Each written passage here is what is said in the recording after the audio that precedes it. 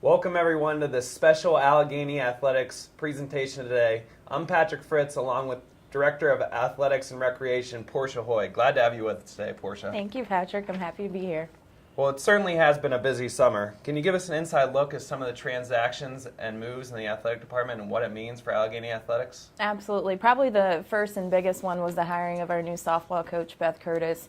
She comes to us from Gannon University. She spent 8 years there as a head coach. As you know, the softball team is the returning and reigning conference champions from the regular season. They also graduated one senior, so I expect a lot of big things from Beth in terms of our softball program and how she'll be running it. In addition to that, we did have 4 assistant coaches leave us this year for head coaching jobs. While it's a little bit bittersweet, we're very happy to have them move on and pursue their dream of head coaching excellence. We had both our soccer assistants go on to head jobs, our assistant baseball coach, as well as our assistant basketball coach go on to a head job. This fall, several Gator squads take the field with aspirations of success in the North Coast Athletic Conference. From your perspective, what can we expect from the Gator programs this year? Well, I'm very excited. We actually brought in over 200 freshmen this year, which means we're going to be very young in a lot of our programs. Right now, we are undefeated in football and men's soccer. They went undefeated this weekend.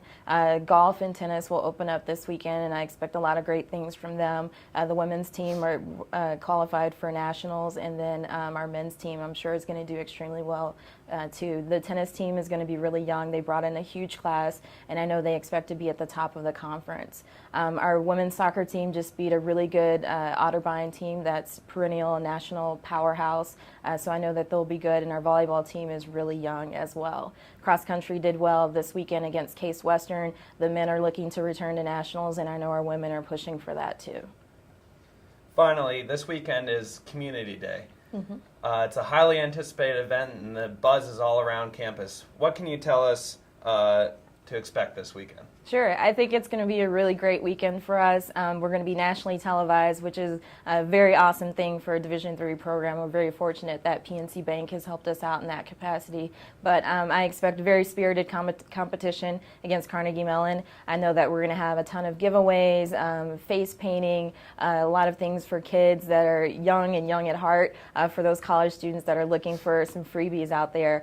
We also are going to have the Meadville Marching Band is going to be performing at halftime and throughout the game, and then Lake Erie Sound is going to be performing the national anthem before the game. So I expect the Meadville community to come out in droves. We have a very strong relationship with them, and I hope that they'll come support the Gators as they've done for a long time now. Thank you very much, Portia. Thank you, Patrick.